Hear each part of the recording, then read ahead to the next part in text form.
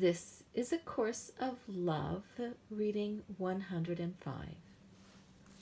We're completing the chapter called A Full Life.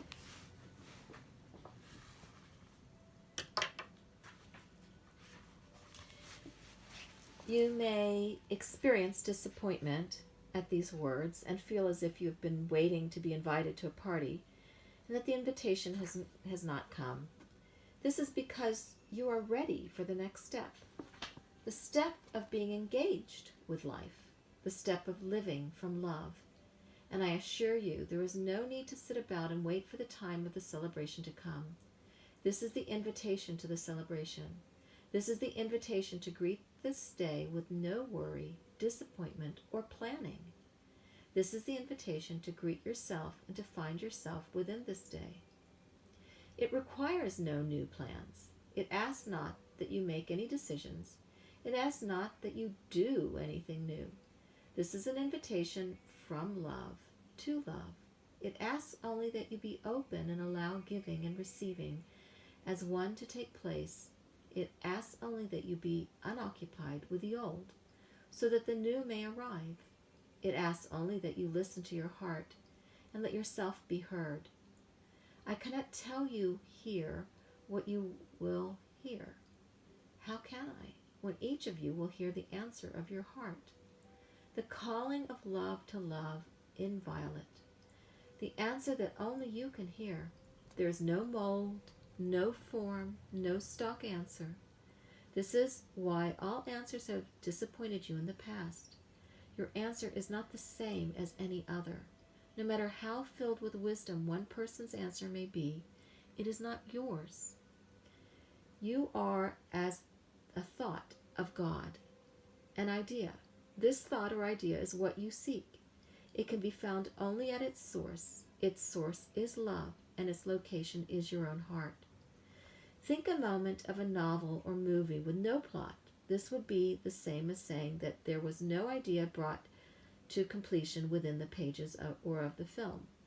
And God's idea of you is all that is known about you. God's idea of you is perfect, and until now your form has been but an imperfected representation of God's idea.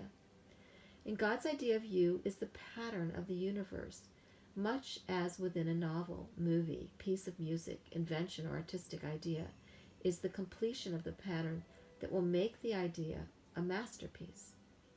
An idea is irrevocably linked with its source and one with its source. There was no God separate from you to have this idea of you. You were birthed in unison with God's idea of you.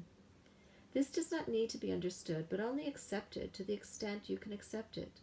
This is necessary because of your reliance on God, who is other than you for the provision of your answer.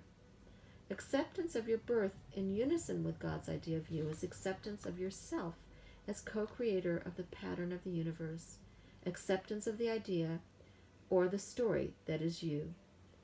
Can you not see that you were birthed into a place in the pattern of God's creation? Or that you not only can know, but have always known of this place?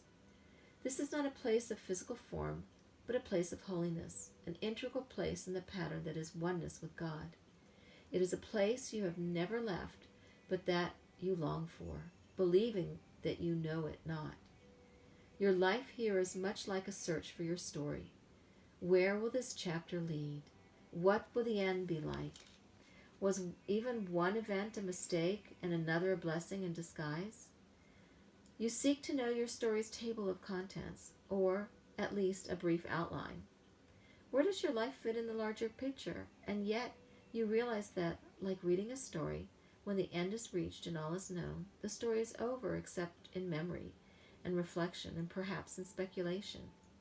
What might a sequel reveal? This viewing of your life as a story is what you do. You spend each day in review or speculation. What has happened and what will happen next? You attempt to rewrite previous chapters and to cast all the parts and plan all the events of the next. This is, in effect, your attempt to control what you do not believe you created and what you feel deprived of creating. As a being birthed by a thought of God, you grew simultaneously with God's thought. You knew your place in the pattern of creation from the outset. A full life is quite simply a fulfillment of the thought and the pattern. The only way to know it is to think it once again. The only way to think it once again is to be wholehearted. For a split mind and heart do not think clearly. Being whole is being present. Being whole is being all you are. Being whole is being present as all you are. When this occurs, you are all in all, one in being with your Father. I fulfilled my story, my pattern, the idea of me that came from the thought of God. In doing so, I restored unity, oneness with God. I ushered in the new way that you are now longing to adopt. I ushered in a time of being. That was reading 105. Interesting that this book, Being, was something I wrote in 2007. That is what Jesus is talking about right now, A Course of Love, about being and the uniqueness of your being and how your being is a thought of God. Actually, the book is, like all the books, are meant to extract your inner wisdom out, a remembering. And it's non-linear. You can pick up, look at any place at any time, and it will have something for you. So I'll open this up and say,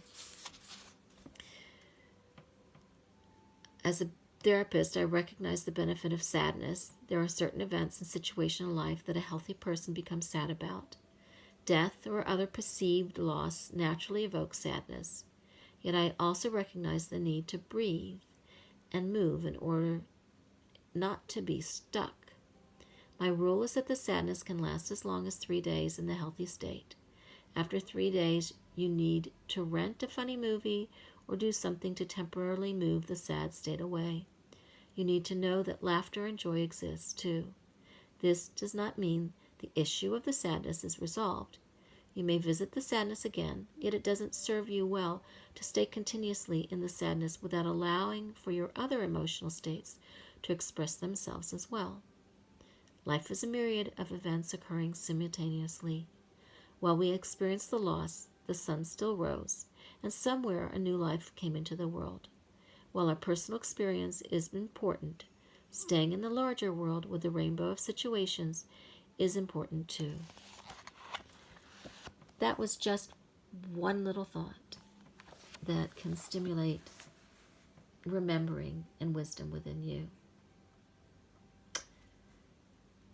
So that is your relationship with yourself in the wholeness, in the full life. Take a deep breath. Enjoy today.